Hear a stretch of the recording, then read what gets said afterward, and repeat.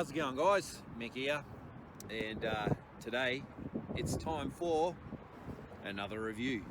And didn't I pick a great day for it? It is about 4 degrees Celsius out here today, and that means it's bloody cold.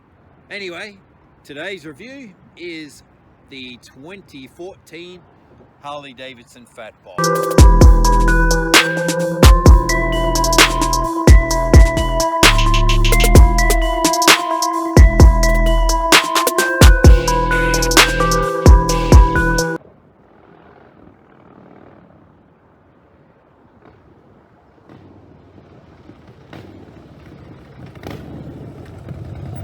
118 years ago, in 1901, William S. Harley had finished blueprints for a motor to go inside a bicycle frame.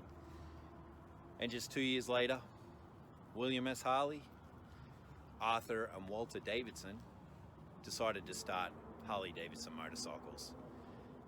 They started in a small 10 by 15 square foot shed. Little did they know that their motorcycle was going to become an American icon.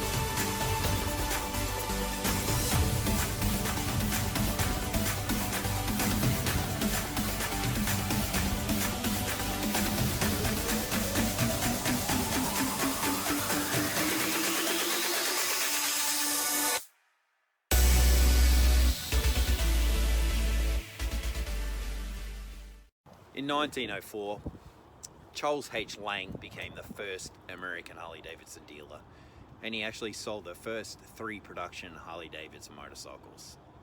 In 1906, William Davidson was working for the railroad, and he quit his job.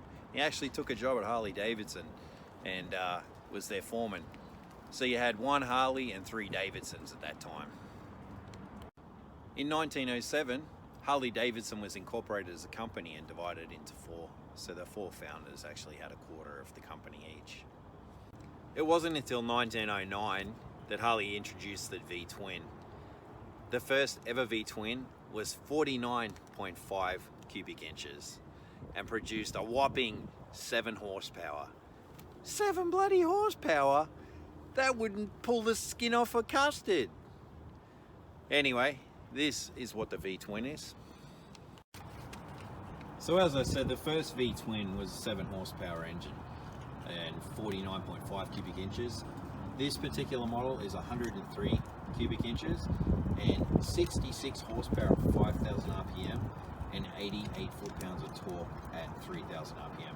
Harleys are known for their torque, not really for their power.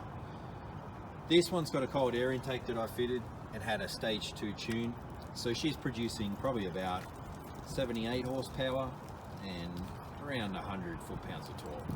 I got rid of the standard halogen headlights and put a couple LEDs in there. And everything on the bike is turned to the Willie G skull. So you can see the Willie G skull on there as well. The 2014 DYNA Fatbob weighs 701 pounds when it's wet. What wet means is basically not when you get a hose pipe and you wash the bloody thing. Wet means when you've got gas and oil in it. So she weighs 701 pounds. Let's check out some of the features. You can see the little LCD screen there. Got a little trip button right here. When you toggle that trip button, you'll see that that'll change. So that's the amount of miles done. There's just a trip. You got your reserve, that's how many miles left in the tank. That's your time. And then you've got your gear and your RPM. So it's pretty cool. You can see the little LED lights on the bottom of the Willie G skull. That's basically the fuel gauge. So as those lights drop off, you know your gas is going down. And then this is the just the fuel cap. This is ignition. You got your neutral. That's just oil pressure, and that means your high beams are on. So you can toggle that right there.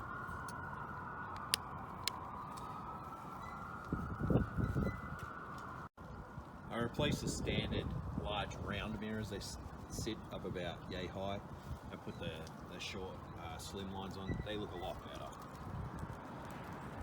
This bike comes standard with the drag bars instead of the apes. I tinted the lenses on the indicators. Brakes are 4-spot calipers and they're twin rotor system. So it's basically got a caliper and a rotor on each side. Like so. And the rears are a 2-spot floating caliper. Willie G right there. And then Willie G right there as well.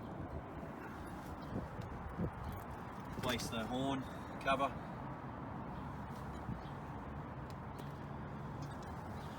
And replace the coil cover as well. So when these things are stock, they basically have a big fat mudguard that hangs down about 12 inches and it's bloody ugly. So the only way around that was to actually cut it off and then mount the plate on the side like that. So check it out. I'll stick a stock photograph of it up right now. When you compare this picture with the actual video, you can see how many things have actually changed on it, and I've really done a lot of work. Alright, so that's what she looked like stock, so you can actually see how much I've done to it. I replaced the standard chrome pipes with the Vance & Hines matte black short shots. Now the thing with a motorcycle, you want to make it as loud as possible because it's going to be a lot safer. How about we crank her up?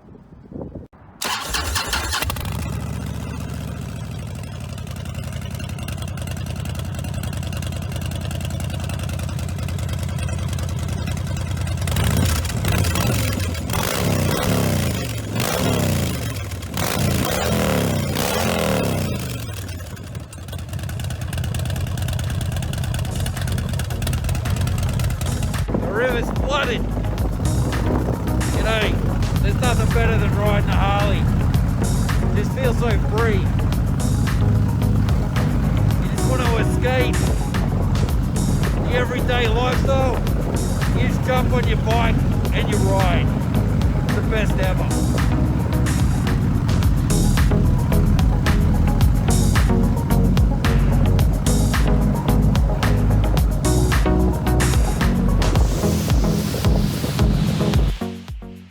One of the things I really love about the Fatbob is its low center of gravity and wide tires. So it has characteristics of a sports bike. So if you're out there and you're torn between sports bike, Harley, I get it. You know, sports bikes are cool, they're fast, but the cruisers, they're relaxing. And because this does have a low center of gravity and wide tires, you can corner quite quickly. So, and then of course you can do some engine modification to get the horsepower up. I know these things can get over 120 horsepower, which is pretty spirit. They can get up to over 120 horsepower, which is very spirited for a Harley Davidson. As it is right now, it'll kill 600s off the line just because of the torque.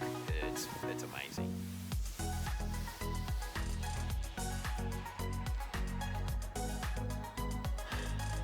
Even if you're a short ass, this bike's perfect.